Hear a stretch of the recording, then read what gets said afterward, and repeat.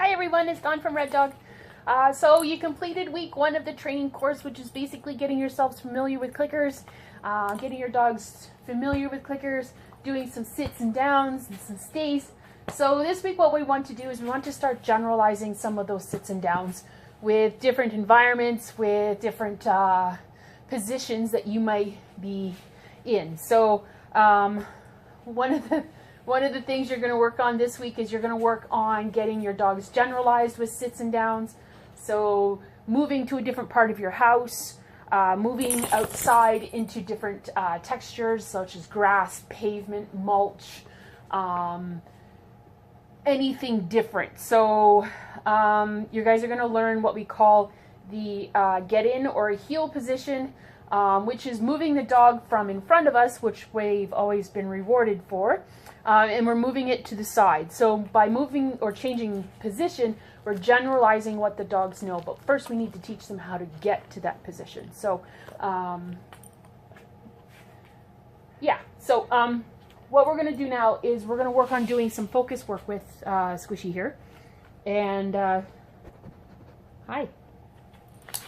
So getting him to focus on me rather than the distractions around in his environment. So one of the things we can do that, down, good boy. One of the things we can do with that is we're going to teach him how to look up at us. So to teach this, what we're going to do is we're going to lure his gaze up to my eyes, and every time that he looks at me, he's going to get a treat.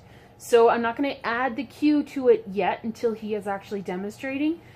He does have a good watch, but I need to put it on cue, which he hasn't learned yet. So what I'm going to do to start you how to teach this, basically, is you're going to use your treat, and you're going to lure the dog's look up here between your eyes, and as soon as they look at you, you're going to click, and you're going to give them the food.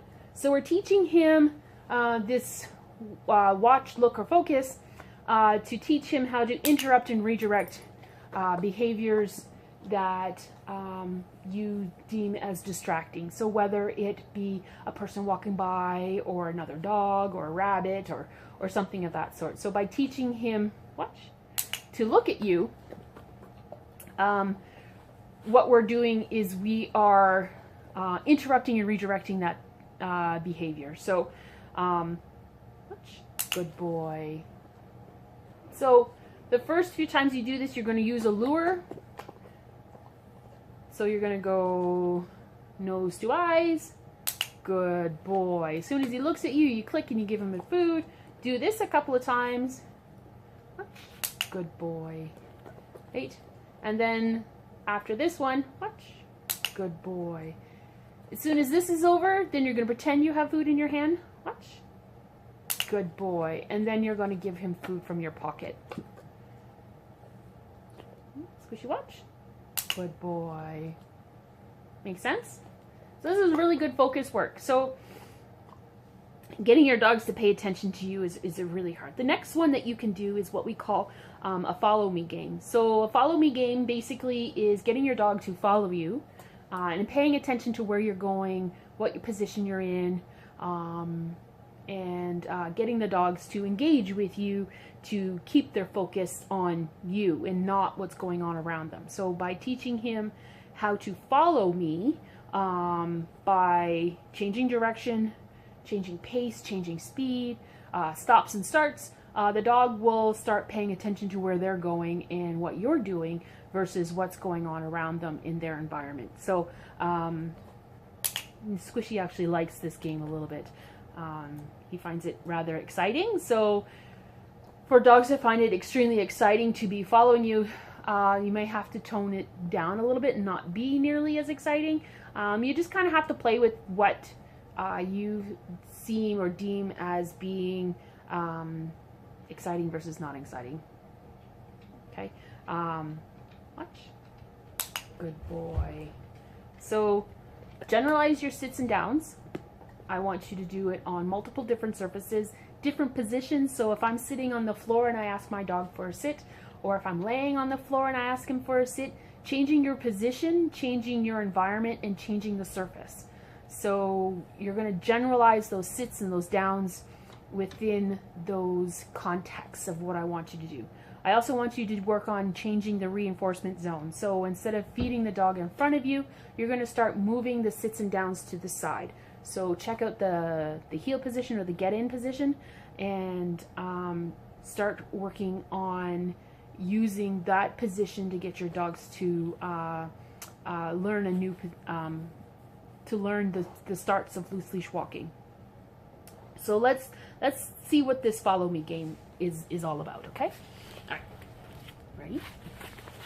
Ready? Good boy. So basically the follow me game. So I like to start in a heel position. So I have him on my left side because this is where he generally stays. And all I'm going to do is I'm just going to move about, and I'm going to change direction, and he's going to follow me.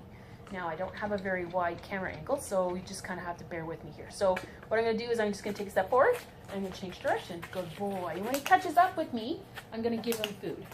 Good boy. Nice. Ah, there we go. Good job. Ready, ready, ready, ready, ready, ready, ready, ready. Sit. Good boy. Good boy. Ready? Let's go. Let's go. Yeah. So you can see he's getting a little bit excited with this game, but he's totally focused on where I'm going and what I'm doing versus what's going on around him. Good boy. So this is a very non-distracting environment, like I said the last time. So moving this to upstairs on the family floor may be a little bit more intriguing for him. But this game, come. Good boy. This way. Good boy. Ready? Down. Down.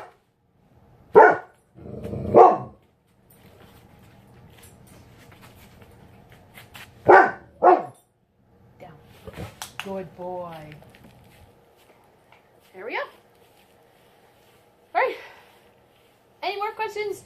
Don't be afraid to email me. Good boy. Don't be afraid to ask questions. And I want to see those videos coming in, okay? Say bye, Squishy. Say bye.